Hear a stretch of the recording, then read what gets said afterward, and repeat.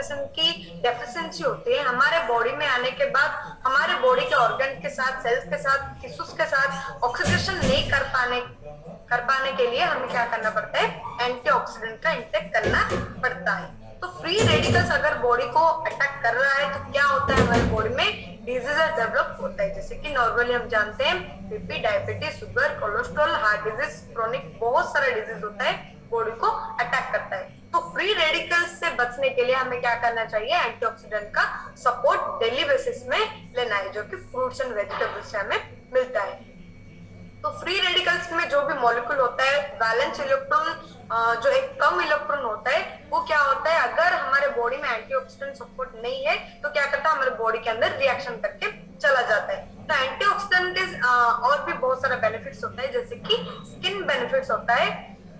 जब हम बाहर सन को एक्सपोज होते हैं तो अल्ट्रावायलेट रेस जो होते हैं उसके अंदर बहुत सारे ऐसे चीज होते हैं जो कि हमारे स्किन को इफेक्ट डालता है, जैसे कि नॉर्मली हम जान सकते हैं इंक्लूडिंग सिंगलेट ऑक्सीजन बहुत बॉडी को बहुत सारा इफेक्ट देता है। Super oxide radicals, peroxide radicals, अलग अलग टाइप का जो चीज होता है हमारे स्किन के ऊपर रिएक्शन बनाता है। अगर हमारे बॉडी में एंटीऑक्सीडेंट सपोर्ट नहीं है तो हमारे बॉडी में सेलुलर लिपिड्स जो होता है, डीएनए जो होता है, सेल्स होते हैं, टिश्यूज होता है, वो सारे चीज के ऊपर रिएक्शन देता है। अगर एंटीऑक्सीडेंट सपोर्ट बॉडी को हो तो ये सारा चीज को प्रोटेक्ट करके रखता है।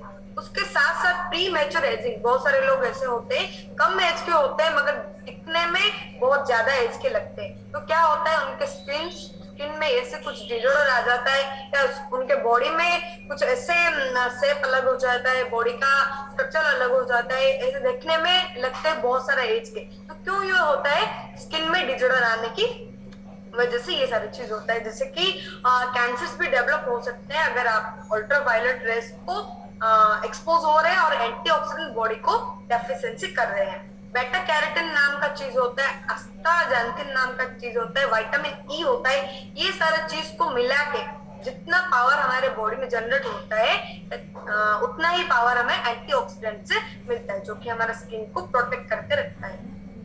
एंटीऑक्सीडेंट इम्यून सिस्टम को भी बूस्ट करता है, हमारा इम्यूनिटी बहुत सारा चीज में, बहुत सारे कंडीशन में हम देखते हैं इम्यूनिटी लो होता है बहुत सारे लोगों में। तो क्या होता है, वहां पे इम्यूनिटी लो होने की वजह से बॉडी में धीरे धीरे एक के बाद एक डिजीज डेवलप होता हुआ चला जाता है। तो हमें इम्यूनिटी को बूस्ट करना डेली बेसिस में जरूरत है। सिंगलेट ऑक्सीजन जो होता है बॉडी के लिए बहुत ही हार्मफुल होता है, उससे हमें बचना चाहिए।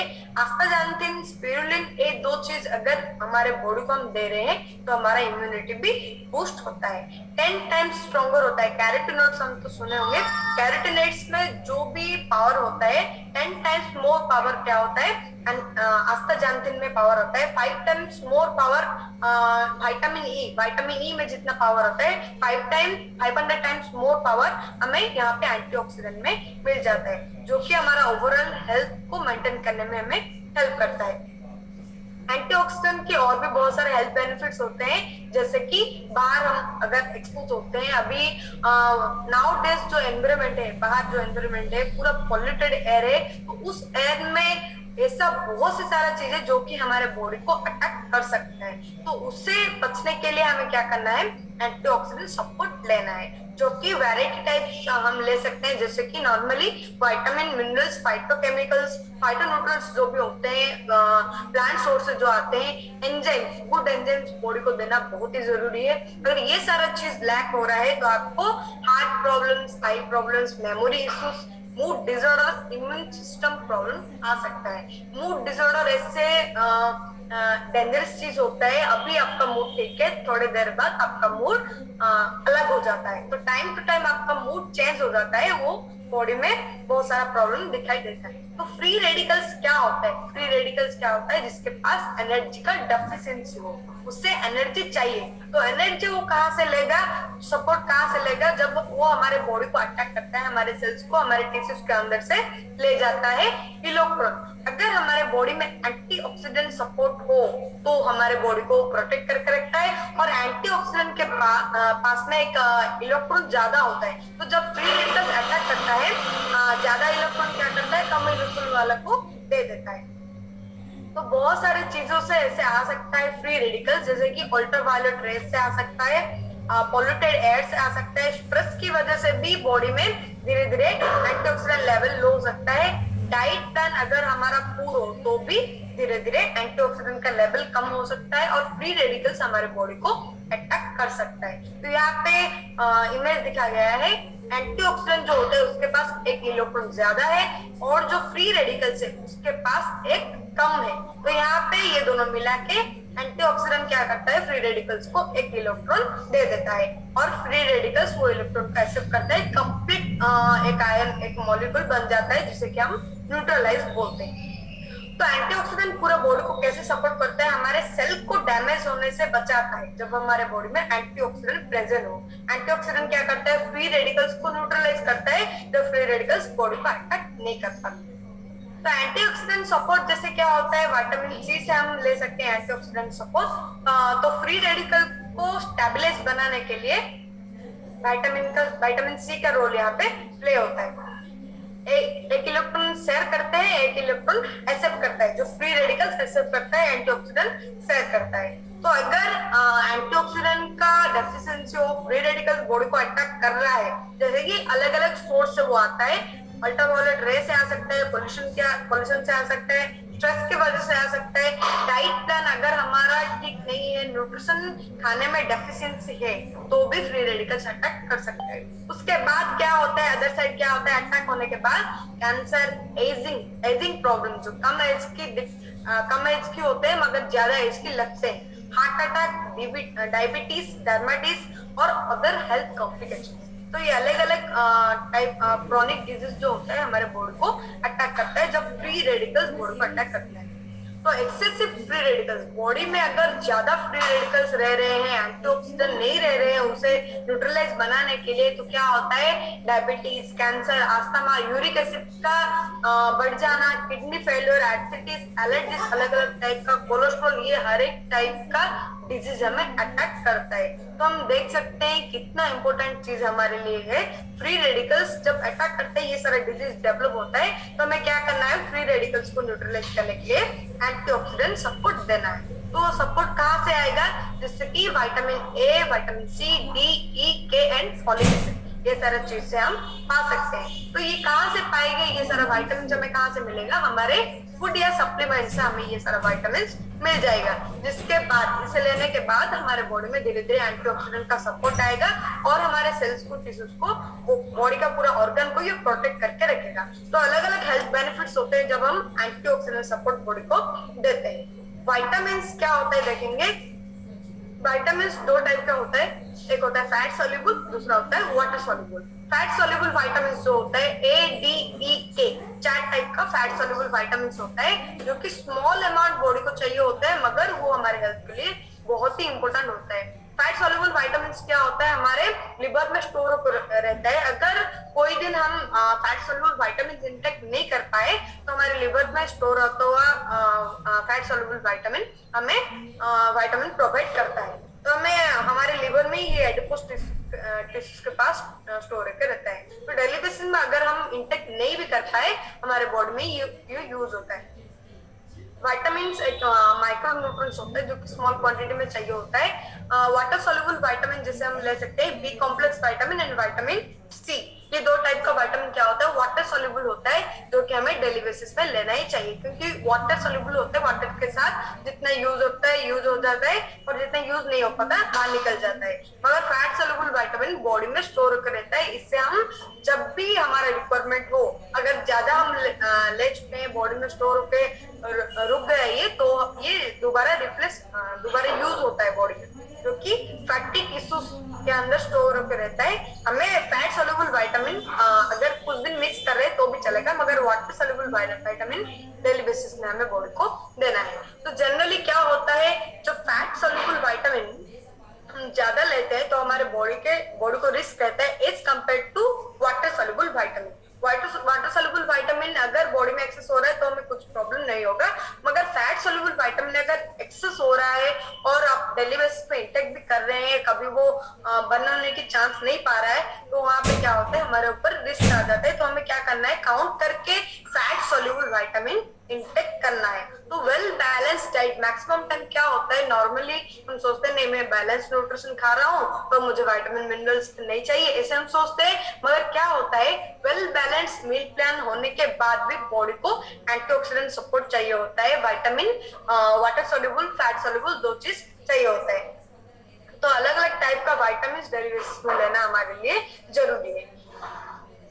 और विटामिन लेने के बाद जो हेल्थ इश्यूज एंटीऑक्सीडेंट सपोर्ट नहीं होने से जो हेल्थ इश्यूज हमें आ रहे थे, जब हम एंटीऑक्सीडेंट सपोर्ट ले रहे हैं, विटामिन ऑल ले रहे हैं, तो वहां पे क्या होता है, धीरे धीरे हेल्थ इश्यूज भी हमारा कम हो जाता है।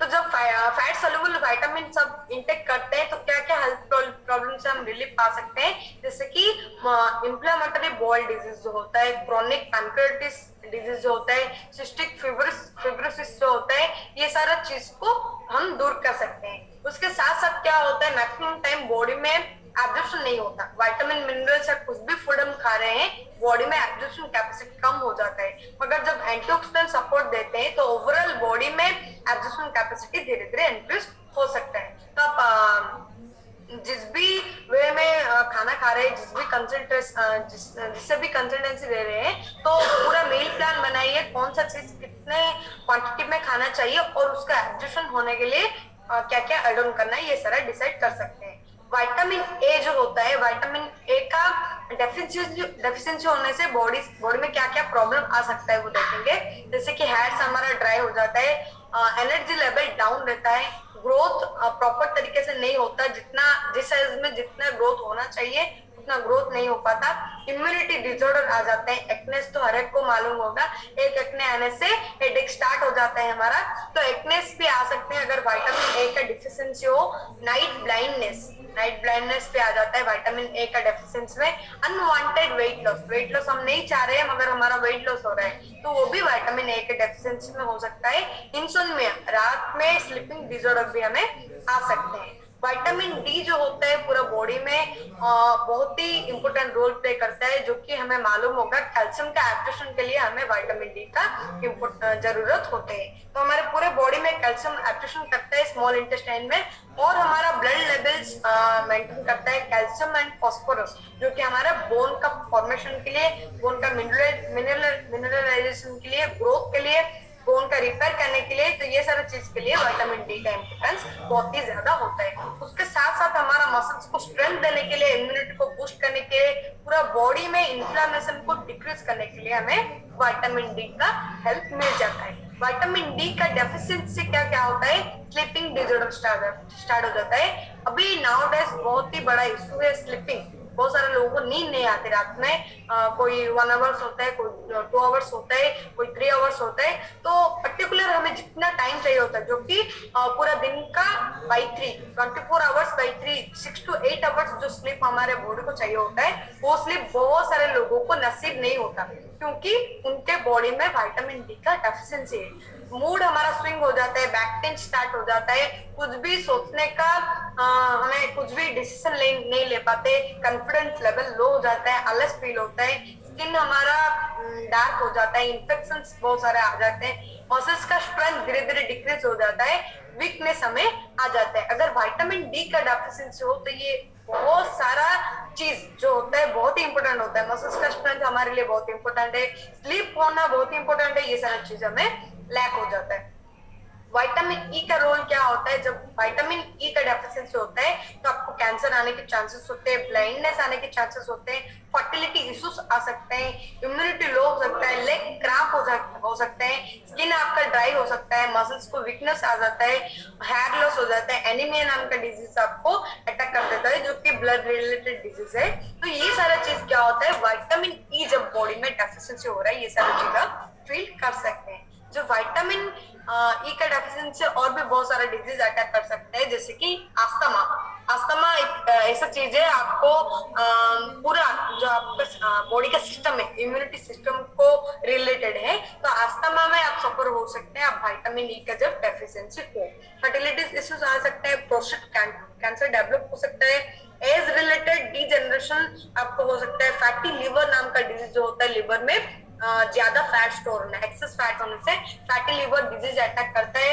एयर पोल्यूशन को आप एक्सपोज होने से, थोड़ा एक्सपोज होने से बॉडी में प्रॉब्लम स्टार्ट हो जाता है। बोन रिलेटेड डिसऑर्डर आपको आ सकता है। कार्डियोवास्कुलर हेल्थ भी आपका ठीक तरीके से मेंटेन नहीं हो पाता जब विटामिन ई का डेफिशिएंसी आपके बॉडी में होता है। ये सिम्टम्स है क्या विटामिन ई का डेफिशिएंसी में कैसे होता है। प्री मैच्योर एजिंग, आपका एज कम है मगर ज्यादा मैच्योर लग रहे हैं। वेरिकोस वेइन एक बहुत ही क्रोनिक चीज है ये। वेरिकोस वेइन जिसको अटैक कर रहा है तो उनका उठना बैठना चलना ये सारा चीज में बहुत सारा दिक्कत आ जाते हैं। एक्नेस भी आ सकता है जब बॉडी में विटामिन ई का डेफिशिएंसी हो रहा है। फूड सोर्सेस क्या है, किसमें से हम विटामिन ई पा सकते हैं। Whole grain breads, cereals, dark green leafy vegetables, dry beans, peas, nuts, seeds, vegetable oils, liver, ये सारे चीज में हम विटामिन ई पा सकते हैं। उसका फंक्शन क्या है, बॉडी में क्या क्या वो फंक्शन करने में हेल्प करेगा, जैसे कि रेड ब्लड सेल आरबीसी को तैयार करने में, मसल्स को स्ट्रेंथ देता है और हमारे टिश्यूज को भी प्रोटेक्ट करके रखता है। तो विटामिन ई का और भी अलग टाइप का फंक्शन होता है, जैसे कि प्री मैच्योर एजिंग को प्रिवेंट करके रखता है और ब्लड सेल्स को हेल्दी बना के रखता है, आरबीसी को, इम्यून सिस्टम को हमारा बूस्ट करता है, विटामिन ए की लेवल को बॉडी में मेंटेन करके रखता है जब हम विटामिन ई ठीक से ले रहे हैं। तो विटामिन ई का डेफिशिएंसी होने से pre mature baby 77.4% pre mature baby दिखा गया है। और विटामिन ई प्रिवेंट करता है हमारे ब्रेन कॉम्प्लिकेशन को, प्रिवेंट करता है, ब्रेन में कुछ कॉम्प्लिकेशन नहीं आ पाए उसे प्रिवेंट करता है। तो सोर्सेस क्या क्या होते हैं, जैसे कि स्पाइनस में हम पा सकते हैं, ऑलिव ऑयल में पा सकते हैं, पपाया में विटामिन ई पा सकते हैं, एवोकाडोस, कुकुम्बर, आलमंड्स, ये अलग अलग टाइप के चीज में अलग अलग क्वांटिटी में हमें मिल जाएगा विटामिन ई। जैसे कि 100 ग्राम पपाया अगर हम लेते हैं 0.73 mg हमें विटामिन ई मिल जाता है। कुकुम्बर में 0.03 हमें विटामिन ई मिल जाता है और एवोकाडो में 2.1 mg मिल जाता है। आलमंड्स में 26.2 100 ग्राम में हमें विटामिन ई मिल जाता है। तो अलग अलग सोर्सेस में हम कलेक्ट कर सकते हैं विटामिन ई। विटामिन के क्या होता है, विटामिन के हमारे कुछ भी कट हो गए हैं बॉडी में, कुछ भी कट हो गए तो वहां पे क्या होता है, कुछ देर के बाद ब्लड क्लट हो जाता है। तो कैसे वो ब्लड क्लट होता है, विटामिन के का प्रेजेंस में ब्लड क्लट बॉडी में ठीक तरीके से होता है। तो हमारा एक्सेसिव ब्लीडिंग से हमें बचा के रखता है विटामिन के। तो हमें डेली बेसिस में विटामिन के का इंटेक भी चाहिए होता है, जो कि सोर्सेस हम यहाँ पे पा सकते हैं। कुकुम्बर में पा सकते हैं, स्प्रिंग ऑनियन में पा सकते हैं, चिली पेपर में पा सकते हैं, soya beans, asparagus, cabbage, olive oil, स्पाइनच, egg York. बहुत सारे लोग ऐसे होंगे एग यॉक नहीं खाते हैं, मगर ये एग यॉक में आप विटामिन के पा सकते हैं। कैले, लिवर, ये सारे चीज में विटामिन के आप पा सकते हैं। तो विटामिन के हमारा ब्लड को क्लट करने में हेल्प करता है, तो आपको विटामिन के भी इंटेक करना है। तो विटामिन के दो टाइप का होता है, विटामिन के 1 और विटामिन के 2। ये दो चीज का बॉडी में सपोर्ट चाहिए होता है, तो जो कि ओवरऑल हमारा मेटाबॉलिक सिस्टम को मेंटेन करता है। मैग्नीशियम क्या होता है, मैग्नीशियम बॉडी में क्या क्या रोल प्ले करता है। अगर मैग्नीशियम का डेफिशिएंसी हो तो आप ये अलग अलग टाइप के इसमें सफर हो सकते हैं, जैसे कि नोजिया होता है, डिप्रेशन होता है, इरिटेट आप हो जाते हैं, नमनेस आ जाता है, हाइपर एक्साइटेबिलिटी हो जाता है, मेमोरी इश्यूज आ सकते हैं, माइग्रेन जो कि बहुत ही इंपॉर्टेंट चीज होता है, माइग्रेन आपको आ सकता है अगर मैग्नीशियम का डेफिशिएंसी हो, वोमिटिंग आ सकता है, इंसोम्निया आ सकता है, डिजीनेस, हेडेक आ सकता है, कंफ्यूज हो जाते हैं आप, माइंड आपका ठीक तरीके से डिसीजन नहीं ले पाता, कंफ्यूज होता है, एंजाइटी फील होता है, मूड आपका स्विंग हो जाता है, हार्ट बीट जो वो स्किप हो जाता है, ठीक तरीके से हार्ट बीट मेंटेन नहीं हो पाता, डायरिया आ सकता है, मसल्स क्रैम्प हो सकते हैं, face, neck, back, feet, tooth, legs, abdomen, ये सारा चीज में आपको दिक्कत आ सकता है अगर मैग्नीशियम का आपके बॉडी में डेफिशिएंसी हो। मैग्नीशियम का डेफिशिएंसी में और क्या आता है, टायर्डनेस फील होता है, डिप्रेस फील होता है, हार्ट इश्यूज आ जाते हैं, कॉन्स्टिपेशन बहुत ही इंपॉर्टेंट चीज होता है, जो कि हमारा गट लेयर, एब्डोमेन में जो स्मॉल इंटेस्टाइन, लार्ज इंटेस्टाइन है, ये दोनों चीज में अगर कोऑपरेटिव नहीं हो रहे हैं, माउथ से जब खाना जा रहा है तो अगर स्मॉल इंटेस्टाइन में वो ठीक तरीके से फंक्शन नहीं हो रहा है, एब्जॉर्प्शन ठीक तरीके से नहीं हो रहा है, डाइजेशन ठीक तरीके से नहीं हो रहा है, तो हमें स्टार्ट हो जाता है कॉन्स्टिपेशन। तो कॉन्स्टिपेशन बहुत ही इंपॉर्टेंट चीज होता है, मैग्नीशियम की डेफिशिएंसी होने से ये आ सकता है। ऑस्टियोपोरोसिस जो बोन रिलेटेड डिसऑर्डर होता है, हमें डेली बेसिस में ऑस्टियोपोरोसिस को भी प्रोटेक्ट करके रखना है। माइग्रेन्स आ सकते हैं, मसल्स क्रैम्प हो सकता है, इंसोम्निया आ सकते हैं। तो अलग अलग टाइप का डिजॉर्डर में हम सफर होते हैं जब बॉडी में मैग्नीशियम का डेफिशिएंसी होता है। अल्फा लिपोइक एसिड क्या होता है? ये एक एंटीऑक्सीडेंट सपोर्ट होता है जो कि हमारे पूरा बॉडी को प्रोटेक्ट करके रखता है। प्लांट एनिमल बोथ सोर्स से हम पा सकते हैं अल्फा लिपोइक एसिड। तो ये क्या करता है, जो भी ग्लूकोज हम इंटेक कर रहे हैं, खाने में जो भी ग्लूकोज हमारे बॉडी में जा रहा है, उससे फ्यूल जैसा बॉडी में यूज करने के लिए अल्फा लिपोइक एसिड का रोल प्ले होता है। अल्फा लिपोइक एसिड और क्या करता है, तो एग्जैक्टली बॉडी में, पूरा बॉडी में जो भी फूड हम इंटेक कर रहे हैं, सप्लीमेंट्स जो भी बॉडी को दे रहे हैं, वो सारे पूरा बॉडी में सर्कुलेट करने के लिए हमें हेल्प करता है अल्फा लिपोइक एसिड। उसके